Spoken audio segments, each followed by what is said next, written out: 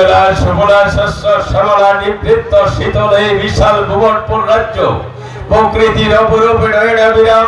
আমি এই বিশাল ভুবনপুর রাজ্যের মহান অধিপতি।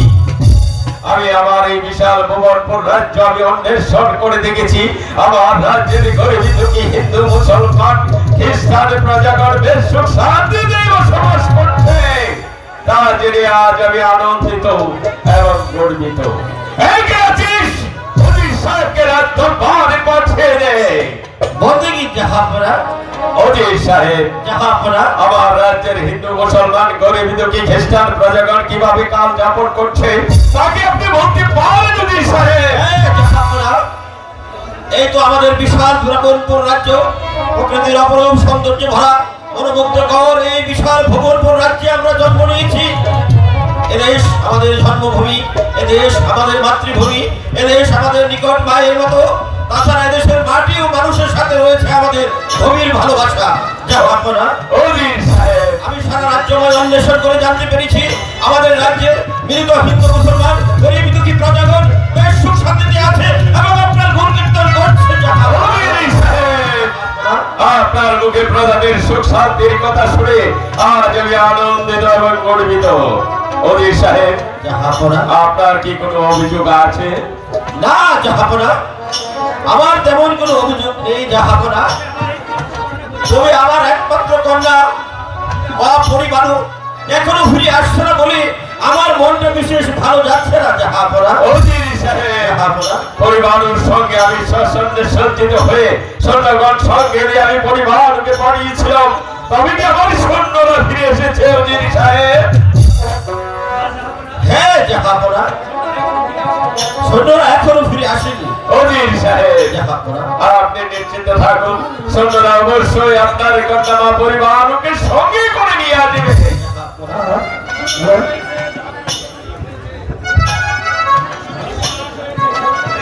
সর্বনাশ হয়ে গেছে। কি হয়েছে সৈনিক? আমাদের পরিবারকে ডাকাতের দলেরা ধরে নিয়ে গেছে।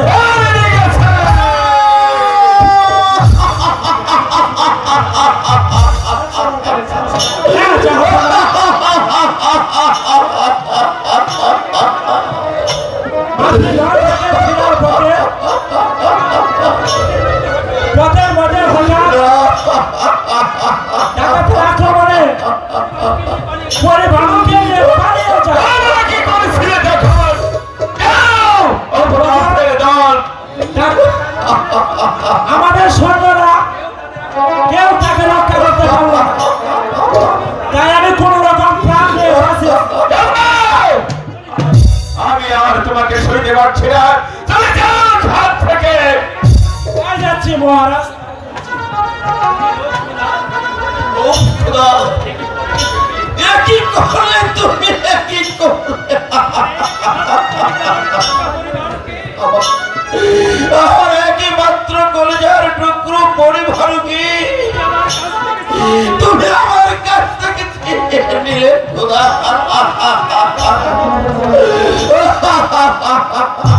অজির সাহেব, আপনি শান্ত হন। অজির সাহেব, আপনি শান্ত হন। বলুন জাহাপনা, আমি এখন কি করবো জাহাপনা? আমি কেমন করে আমার পরিবারকে ফিরে পাবো জাহাপনা? অজির সাহেব, এ ব্যাপারে আপনাকে ভাবতে হবে না, আমি সব ব্যবস্থা করব।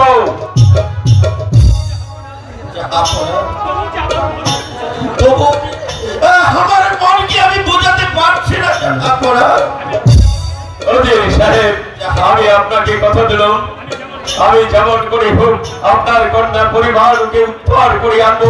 শুধু তাই নয়, যে দুর্বৃত্তের হাতে আপনার কন্যা বা পরিবার অপহৃত হয়েছে, সেই শয়তানদের ধরে আমি করব আপনার চোখের সামনে নির্মমভাবে হত্যা। প্রয়োজন হবে না মহারাজ, আমি পরিবারকে হত্যা করে উদ্ধার করে নিয়ে এসেছি। কোথায় আমার পরি?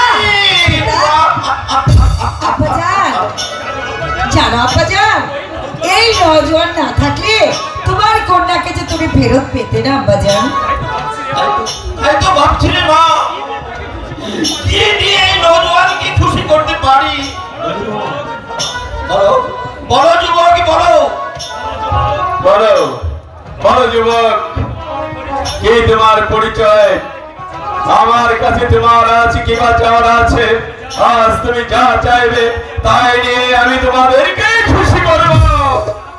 যাবো না, আমরা দুটি ভাই আশ্রয়ী।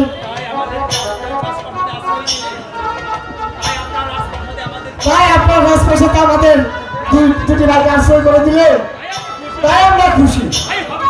তাই হবে যুবক, এই কে আছিস? আমার রাষ্ট্র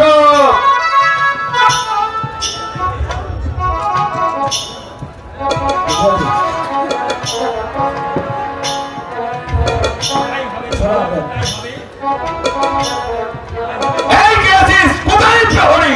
আমার রাষ্ট্র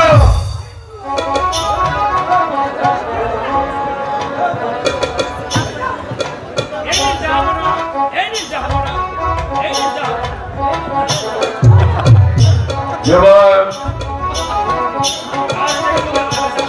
আজ তুমি শুধু আমার কাছে আশ্রয় পাবে না, আজ থেকে তুমি হবে আমার এই ভুবনপুর রাজ্যের প্রধান সেনাপতি।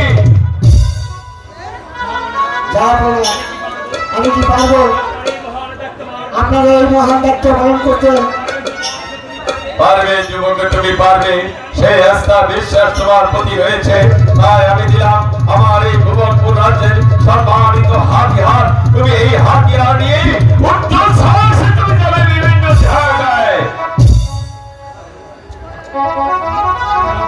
যাবো না, আমি আপনাকে কথা দিলাম যে মহান দায়িত্ব আপনি আমার হাতে তুলে দিয়েছেন সে আপনার দায়িত্বমান অক্ষরে অক্ষরে পালন করবো। ঠিক আছে যুবক, তোমার আশ্বাসকে আজ আমি গর্বিত এবং আনন্দিত। আজ এই আনন্দময় মুহূর্তে অধিকারী সাহেব কথা বড়ই ক্লান্ত, তাই চলো নদীরকে বিশ্রামের ব্যবস্থা করতে হবে। তাই চলো ভাবুরা, তাই চলো আব্বা হুজুর। সকালে